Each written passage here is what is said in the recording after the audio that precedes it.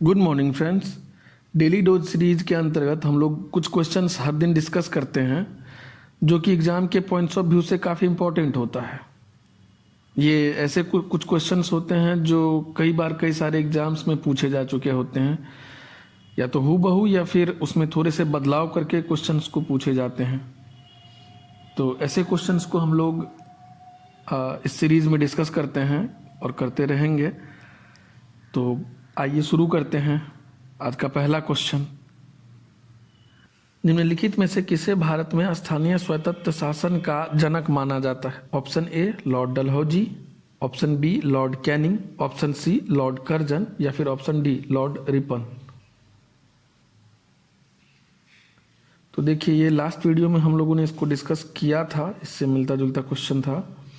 तो ये Lord Ripon के कार्यकाल में जो है 1882 में भारतीय स्थानीय स्वशासन प्रस्ताव को प्रस्तुत किया गया था।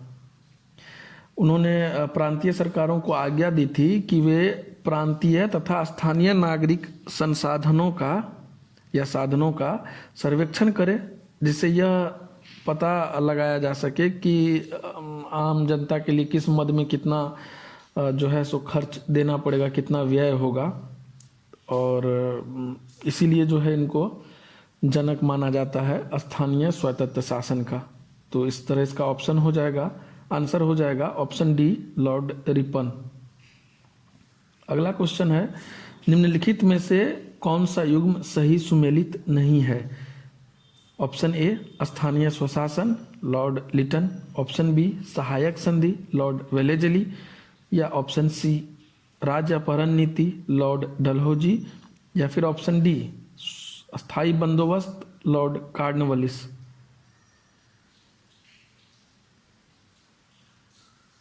देखिए, तो इसका वही हो जाएगा। इसमें जैसा कि अभी ऊपर पहले मतलब इससे पहले वाले प्रश्न में जो है हम लोगों ने देखा था कि स्थानीय स्वशासन जो है वो रिपन के कार्यकाल से जुड़ा हुआ है। ठीक है, तो इसका जो आंसर हो जाएगा वो हो जाएगा ए स्थानीय स्वशासन लॉर्ड लिटन। ये सुमेलित नहीं है क्योंकि यहाँ पे रिपन होना चाहिए था। बाकी सहायक संधि तो वेलेजली के कार्यकाल में से जुड़ा हुआ है, और राज्य अपहरण की नीति तो डलहौजी, और अस्थायी बंदोबस्त कल ही हम लोग डिस्कस किए हैं, कार्नवालिस। अगला है, सूची ए को सूची 2 से मिलाइए और नीचे दिए गए कूट में से सही उत्तर का चयन कीजिए। तो इसका जो है एक सूची 1 में है क्लाइव, सूची 1 में है 1 number Clive, 2 Bentinck, 3 Charles Metcalfe, 4 है कर्जन। और सूची 2 में ए में है प्रेस से प्रतिबंध हटाना, बी बंगाल विभाजन, सी बंगाल में दोहरा शासन, या फिर डी और है डी अंग्रेजी शिक्षा।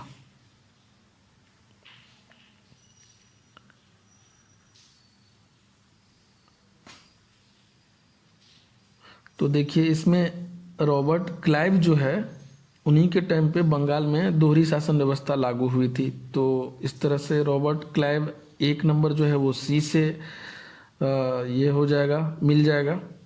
और दूसरा है बेंटिक। तो बेंटिक का जो है उसी मतलब ये अंग्रेजी शिक्षा के लिए जो है जाने जाते हैं। विलियम बेंटिक के टाइम पे ही अंग्रेजी शिक्षा को लाया गया था इंडिया में, और उसको प्रभावशाली रूप से इंडिया में अंग्रेजी शिक्षा देने का जो है बात किया गया था बेंटिक के ही कार्यकाल में।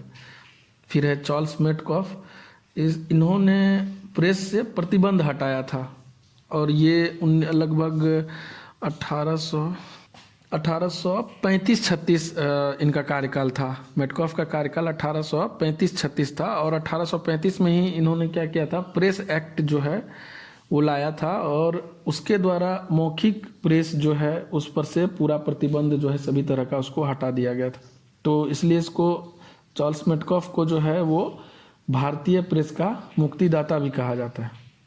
जबकि इससे जुड़ा एक और प्रेस एक्ट है, वर्नाकुलर प्रेस एक्ट, वो भी बहुत विवादित प्रेस एक्ट रहा था। वर्नाकुलर प्रेस एक्ट ये लिटन के कार्यकाल में आया हुआ था, जब लिटन भारत के वायसराय थे।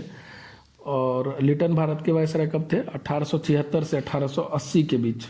और ये आया था 1878 में, वर्नाकुलर प्रेस एक्ट।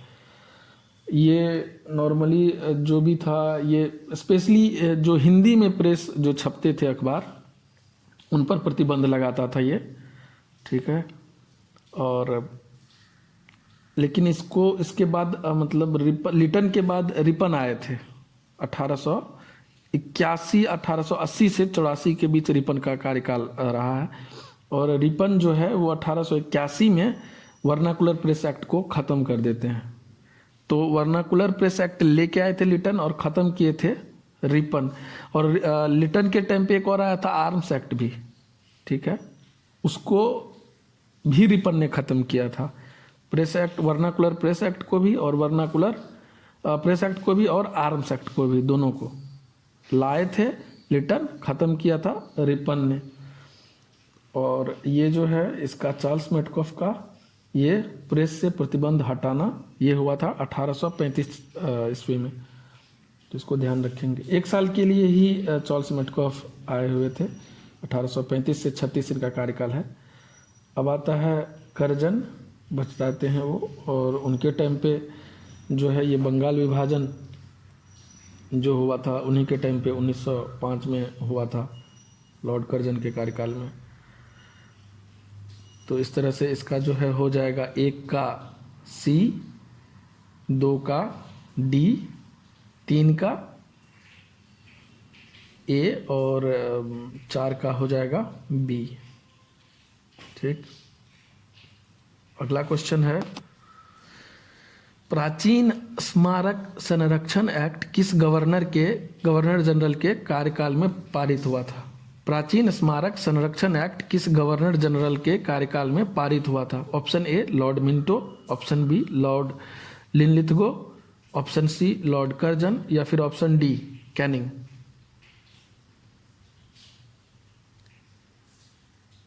तो देखिए ये जो है प्राचीन स्मारक संरक्षण एक्ट अधिनियम, ये 1904 में आया था। और उस टाइम पे कर्जन जो है उनका वो कार्यकाल था, गवर्नर जनरल का कार्यकाल कर्जन का चल रहा था। कर्जन का गवर्नर जनरल का कार्यकाल जो है वो है 1899 से 1905 ईस्वी तक। तो इस तरह से इस क्वेश्चन का आंसर हो जाएगा option C Lord Curzon.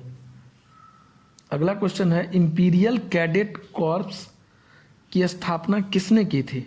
Option A Lord Minto, option B Lord Curzon, option C Lord Lytton या फिर ऑप्शन डी लॉर्ड रिपन या फिर ऑप्शन ई उपर्युक्त में से कोई नहीं, उपर्युक्त में से एक से अधिक।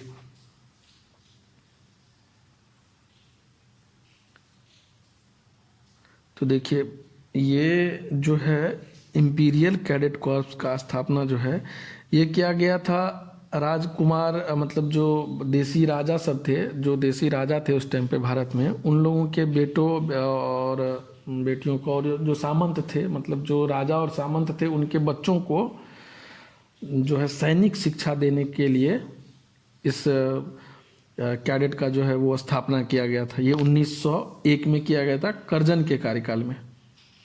कब? कर्जन के कार्यकाल में। जैसा कि अभी वो इससे पिछले क्वेश्चन में ही हम लोगों ने देखा था कि कर्जन का कार्यकाल जो है वो 1899 से 1905 ईस्वी तक था और ये 1901 में आया है। तो इसका आंसर हो जाएगा option number B Lord Curzon. अगला क्वेश्चन है, भारत में ब्रिटिश साम्राज्य के दौरान निम्नलिखित वायसरायों पर विचार कीजिए। ऑप्शन ए इसमें जो 4 वायसराय के नाम दिए गए हैं उनका कालक्रम जो है वो सही ढंग से आप लोगों को इसमें स्थापित करना है। पहला है कर्जन, दूसरे हैं चैम्सफोर्ड, तीसरे हैं लॉर्ड हार्डिंग और चौथे हैं लॉर्ड इरविन। इनके क्रम को, कार्यकाल के क्रम को सही ढंग से स्थापित करना।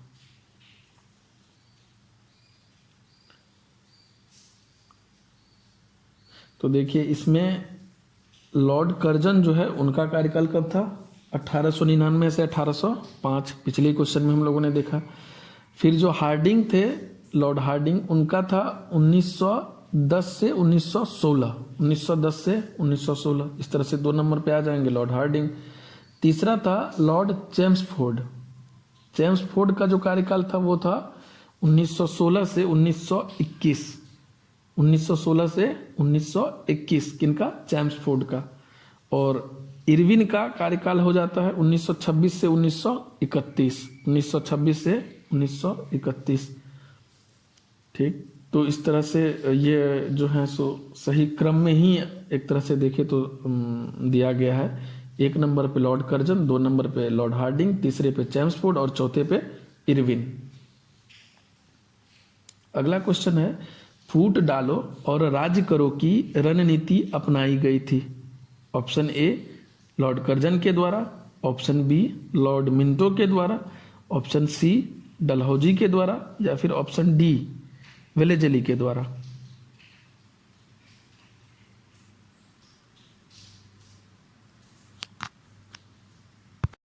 देखिए इसमें जो है एक और ऑप्शन होना चाहिए था, ऑप्शन ई, ए और बी दोनों, क्योंकि देखिए ये फूट डालो और राज करो वाला जो ये बात है, ये एक्चुअली मिंटो और कर्जन दोनों के कार्यकाल में इस चीज़ को देखा जाता है।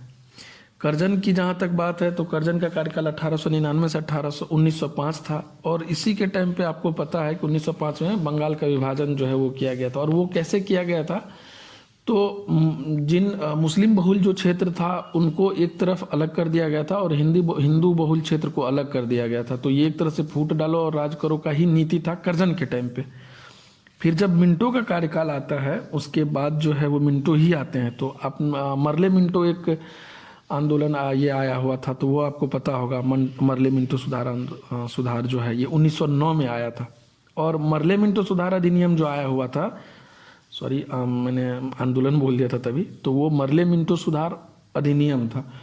तो ये आया था 1909 में। और इसमें क्या किया गया था, पहली बार मुसलमानों के लिए पृथक मताधिकार और पृथक निर्वाचन जो है क्षेत्र, उसका भी स्थापना किया गया था। तो ये भी समझ रहे हैं कि एक तरह से देखिए हिंदू और मुसलमानों को बांटने का काम किया गया था।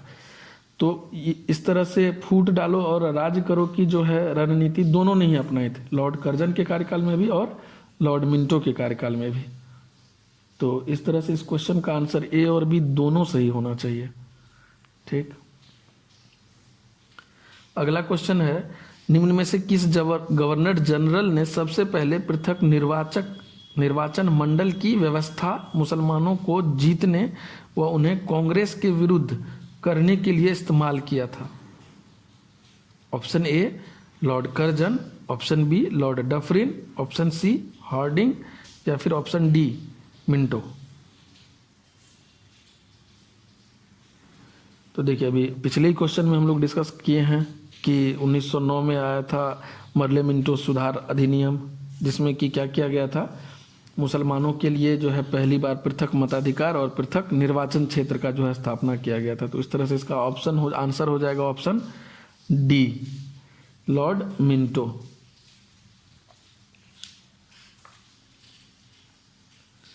अब अगला क्वेश्चन है, सूची 1 को सूची 2 से सुमेलित करना है। दोनों कूट को दिया गया है, उसमें है पहला संभलपुर, सतारा, अवध, झांसी। ये मेरे समझ से डलहौजी का जो विलय का नीति था उनसे जुड़ा हुआ है। तो संभलपुर, सतारा, अवध, झांसी। और अगले तरफ जो है सूची 2 में, उसमें है 1848, 1849, 1854 और 1856। ठीक है, इसको याद करने का हमने एक ट्रिक भी बताया था आपको। तो देखिए इसमें क्या है कि सबसे पहले सतारा हुआ था, उन लोगों ने सतारा को सबसे पहले हड़प नीति के तहत अपने राज्य में मिलाया था। तो सतारा जो है वो हो जाएगा 1948। उनके बाद संभलपुर का हुआ था, सतारा जाते संभला, है ना, सतारा जाते संभला, बाग देख उदय, झांसा दिया नाग को, ऐसा कुछ हम लोगों ने बनाया था, है ना। तो सतारा सबसे पहले 1848, फिर था संभलपुर जो कि 1849 में हुआ था, फिर आता है झांसी का, जो कि 1853-54 में, 53 है लेकिन यहाँ तो ऑप्शन में 1854 है, तो 54 आप लेके चलेंगे। झांसी 1854, और फिर आता है अवध 1856 में। ठीक है, तो आप इसको कूट के हिसाब से फिर मिलान कर लीजिएगा कौन सा सही होता है। अगला क्वेश्चन है, निम्न में से किस वायसराय के कार्यकाल में भारतीयों को राय बहादुर और खान बहादुर उपाधियां प्रदान करना प्रारंभ हुआ था? तो इसमें है option A Lord Ripon, option B Lord Lytton, option C Lord Mayo, option D Lord Dufferin, या फिर ऑप्शन ई उपर्युक्त में से कोई नहीं, उपर्युक्त में से एक से अधिक। देखिए, इसका जो आंसर है वो ई है। ये 1800 मतलब इस तरह के उपाधियों को देने का साक्ष्य जो है वो 1859-60 के आसपास से देखने को मिलता है सबसे पहली बार। और 1859-60 में भारत के वायसराय थे कैनिंग, मतलब जस्ट आफ्टर 1857 की जो क्रांति हुई थी उसके तुरंत बाद की ये बात। तो ऐसा वो लोग इसलिए करते थे क्योंकि जिन लोगों ने 1857 की क्रांति में, कुछ आपको पता ही होगा कि कुछ देसी रियासतें थी जिन्होंने कि 1857 की क्रांति में अंग्रेज़ों का साथ दिया था। तो ऐसे ही देसी रियासतें जो थी, या फिर जो जमींदार वगैरह थे कुछ, उन लोगों को वो लोग कई तरह की उपाधि देते थे और फिर कई तरह की रियायतें भी देने लग गए थे ताकि वो लोग कभी बगावत ना करे, वो लोग कभी अंग्रेजी सत्ता के खिलाफ नहीं जाए। तो उसी टाइम पे ये हिंदुओं को दिया जाता था राय बहादुर, जो हिंदी देसी शासक वगैरह थे उनको, और जो मुस्लिम और पारसी थे उनको खान बहादुर की उपाधि दिया जाता था। तो इस तरह से इसका आंसर जो है वो ई हो जाएगा, क्योंकि ये कैनिंग के टाइम की बात है। ठीक है, तो उम्मीद करता हूँ कि ये वीडियो आप लोगों के लिए उपयोगी साबित होगा। मिलते हैं अगले वीडियो में, तब तक के लिए खुश रहिए, मस्त रहिए। जय हिंद।